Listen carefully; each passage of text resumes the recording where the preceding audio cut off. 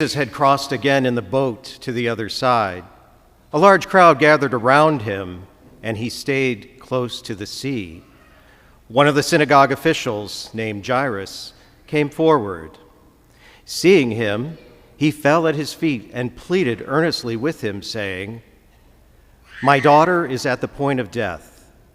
Please, come lay your hands on her, that she may get well and live."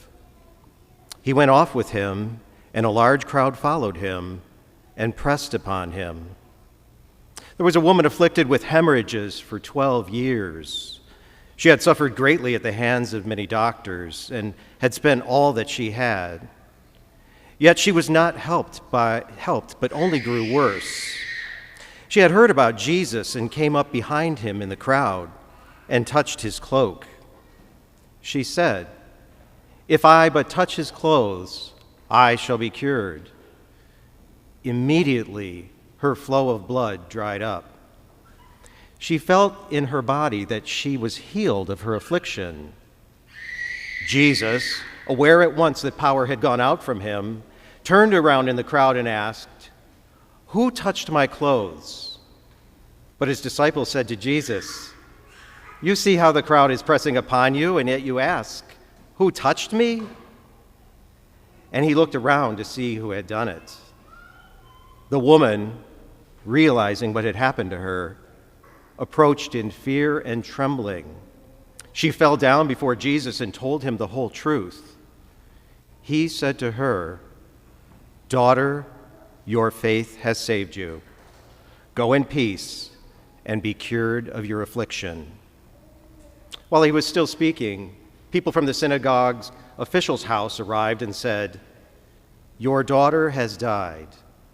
Why trouble the teacher any longer?"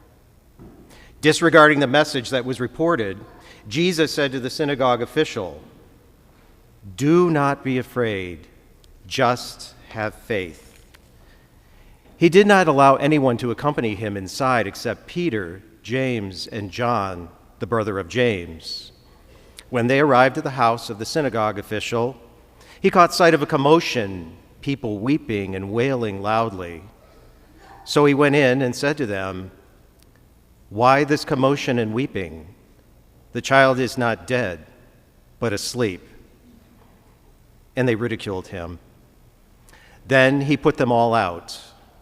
He took along the child's father and mother and those who were with him and entered the room where the child was.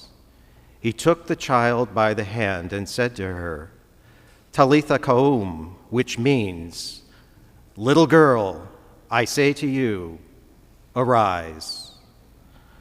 The girl, a child of 12, arose immediately and walked around. At that, they were utterly astounded. He gave strict orders that no one should know about this and said that she should be given something to eat. The Gospel of the Lord.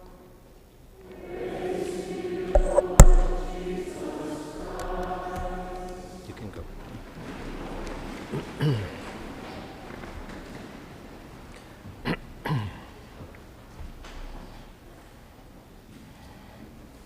Well, welcome everyone. What a beautiful day today. Gather here with all of you, and welcome to anybody who is visiting here at our parish. I'm always seeing new faces, and you're welcome here always at Sacred Heart to come and worship with us at our liturgies and just pray with us and be at peace.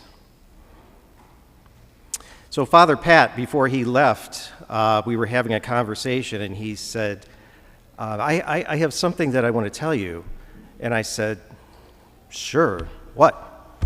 He goes, "The new Father Joe coming to the parish, he's short like you."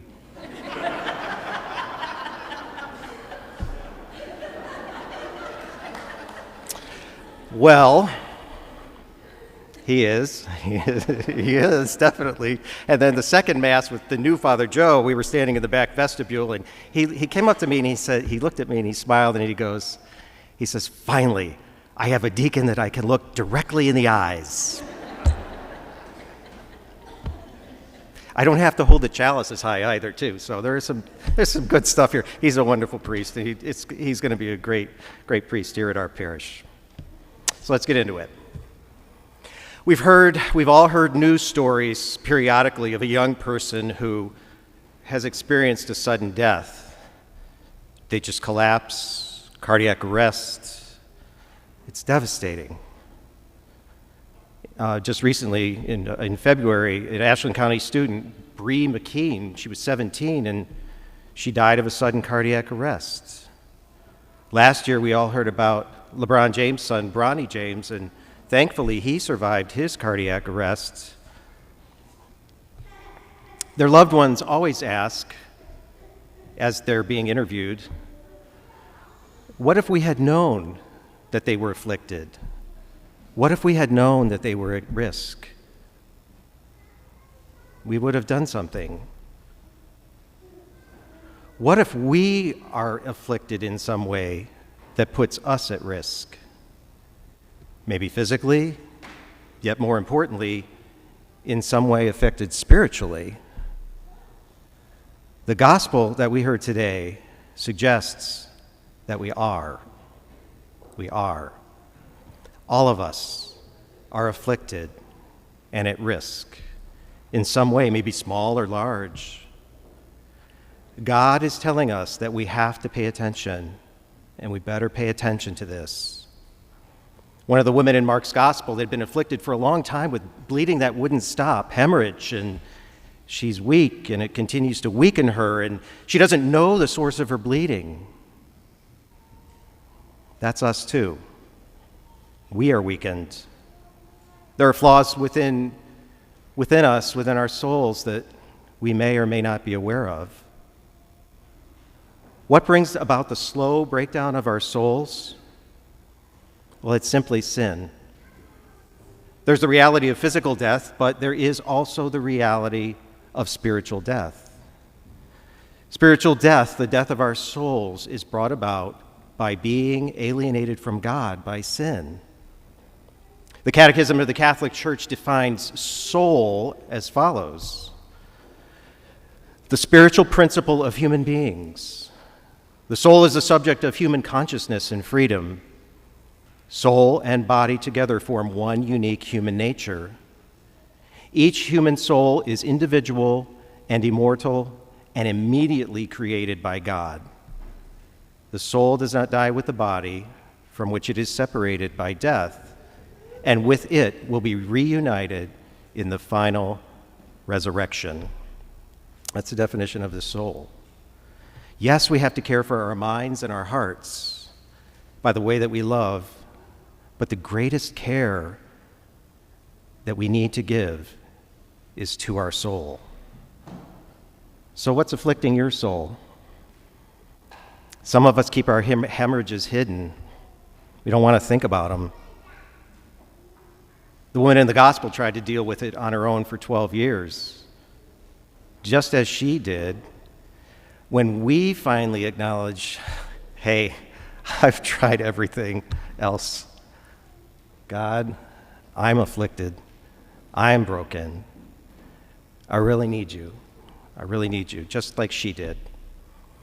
Being willing to take that first step, which is sometimes the hardest step. If I just touch his clothes, I just need to touch Jesus. The hemorrhaging woman reached out and touched him, as well as Jairus, the synagogue official, reaching out for his daughter to be healed. Each one of them filled with faith in God. They had faith. They had trust. When we take that step towards him with faith and trust, we will be touched by his word, we will be touched by his body and blood, and our soul will be healed by his love. So how do I go about doing this?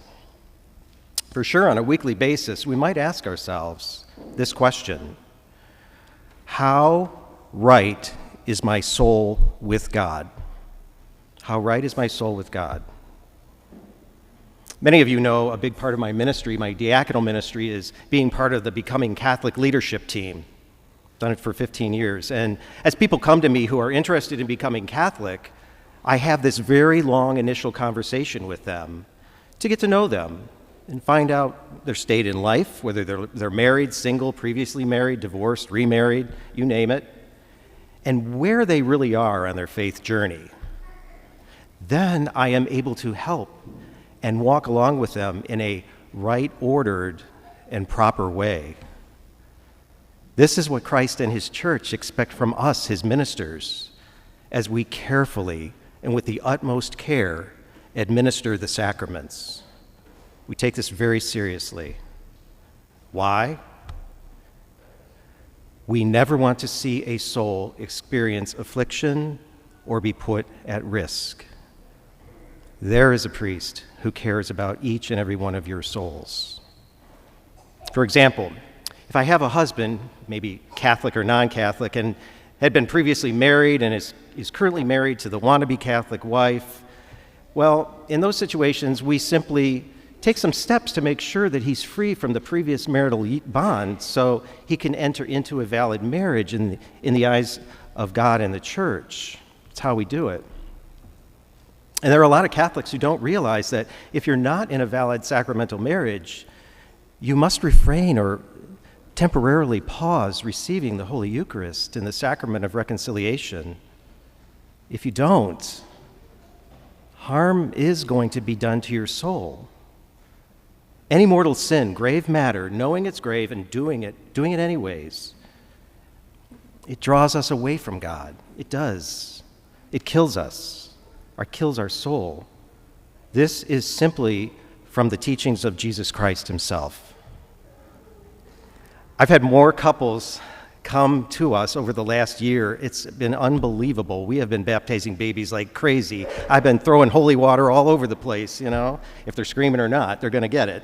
And it's amazing what's going on in this parish. And we don't have a problem baptizing the kids because of the act of faith on behalf of the parents or grandparents.